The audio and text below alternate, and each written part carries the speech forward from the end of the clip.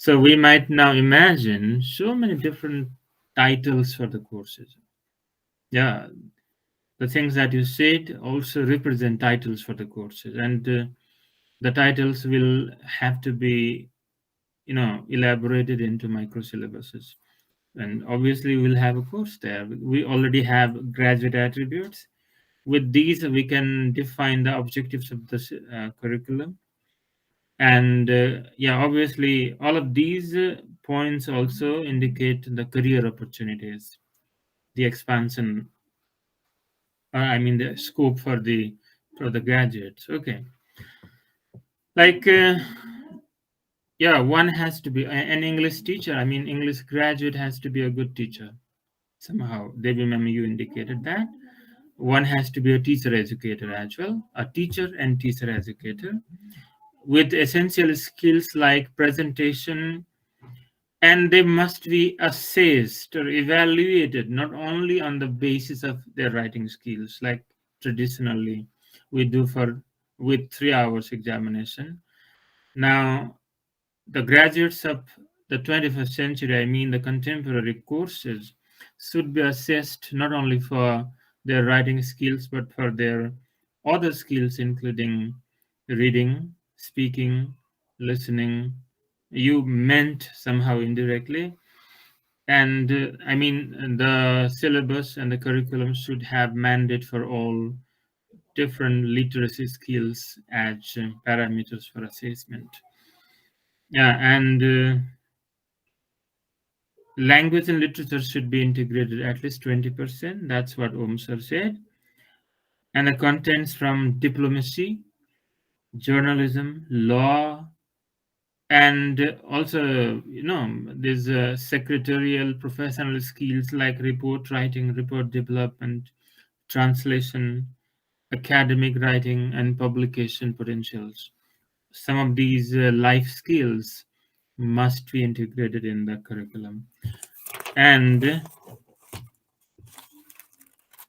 Pramita ma'am had a long list of things to do, like 21st century skills that might include negotiation, conflict resolution, information technology, or I would say technical literacy, innovative, creative mentality, critical thinking ability, being up to date with the depth of the knowledge of the field, and teamwork skills. And that means team skills, cooperation among colleagues and learning from them, multicultural, multi ethnic literacy, developing theory from the practice, or they do not totally depend on what ready-made theories they are inculcated with, but also they develop their own theories and laws based on their practices.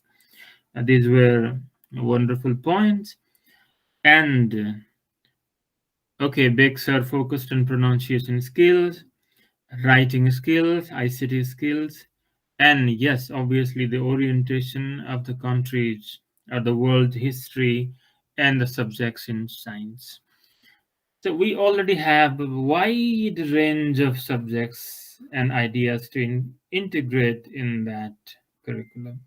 So I would add a few. Like one aspect that our graduates in the future must have is that of mentorship. That somehow, you know, resembles with what Devi ma'am said about teaching and teacher education, mentoring. Mentoring, I would extend it not to the level of being trained to mentor, but in having the competence of identifying multiple types of mentors available in the society. Mentoring does not necessarily develop in a person through training, but also through experience, through exposure. So maybe we'll integrate some part of the curriculum in some part of the curriculum, the idea of bringing the society to the class. I mean, bringing the matured and experienced intellectuals old people, women, practitioners, retirees, professionals like athletes, doctors, witch doctors, वैद्यज होइन Dhami झाँक्रीज, Sudanese, or farmers not necessarily very educated, what do you call mine workers, drivers who have that idea of mentoring people, creating their own legacy. And these things are not taught in university courses actually. The university in a way boasts of going out to the society with new idea. Yeah, a university does not boast of bringing the society to the university with new idea. Maybe we'll have to undo that, or maybe make it reciprocal. It's not like university goes to educate people, but brings the people to educate the university. Why not do that? Because we are also worried about the third generation not having good teachers, because nobody wants to be teacher now. I know our generation might be the last one to be devoted to teaching. So what if my grandson have will have no teacher, but there will be a system in which every experienced person will come to the school and spend some hours every day sharing experiences, and not only experiences, maybe skills. You can go around and see there are people who have hands-on hands-on skills. They are surviving because of their skills. Then why not every day bring one skillful person to the school and teach them the crafts of survival? Like maybe tailors may be there, sculptors may be there, masons may be there, carpenters may be there, vendors may be there, chatpate makers may be there. They come and teach students how to do their job. Maybe better than our thick books of vocational education. Everyday training by a street vendor would give more insights about life. That system we have not adopted yet, because we still think about qualification, certificate, and certain class that can only teach, but certain class can never teach. That categorization or stratification about people having the quality of being a teacher and quality of not being a teacher. That stratification that exists in our society may also be questioned by introducing at least one project, maybe one elective in which we invite the society, invite the real world to the university or the school setting to train our students. That is one thing I think is very important. And what is missing in most of our graduates is the idea of volunteerism. Volunteerism, in the sense, like they want to end up doing a job immediately after graduation.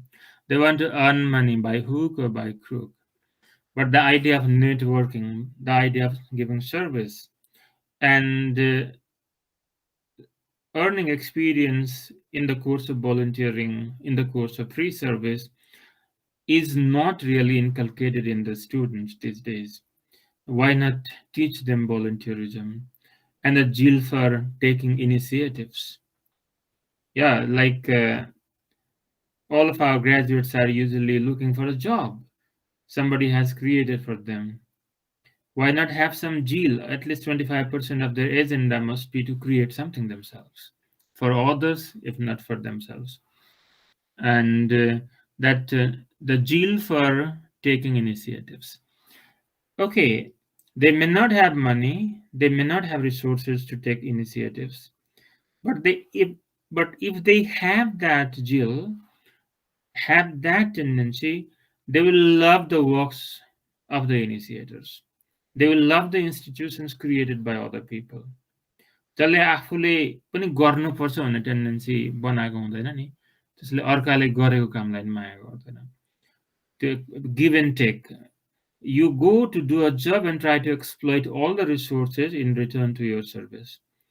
But maybe because it is essentially humanistic, arts based liberal education, I'm talking about English, we are talking about English.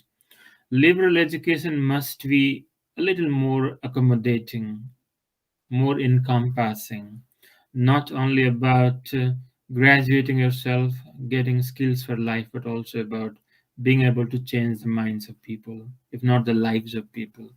So that skill, like taking initiatives on behalf of others, the other would be social mobilization skills. Actually, we are the people who have to interpret things more critically and in a balanced way than scientists and engineers or doctors and technocrats. Why is the society is not moving in one direction or the other direction, why politics is not functioning to the level of developing the country, why people are frustrated and want to leave the country, why there is no sense of devotion or, let's say, dedication towards their jobs. Why? So many whys are there, but who interprets that? Do you think an NGO worker alone? Do you think a technocrat? Do you think a computer engineer or a civil engineer? Or people like us from liberal education field? We actually write or speak for the society and the country. The why and how is mostly or best defined by people in liberal education, I guess. So our graduates must write and advocate change of attitude. One of these attributes should be developed in them. And finally, conflict resolution skills, conflict negotiation skills. That has to do with communication, but our courses may, as Om sir also emphasized, need to have skill sets for diplomacy, writing, journalism, fair communication. यी सबै कुराहरू जोडेर बनायो भने त वाह. Would you like to send your child to take this degree?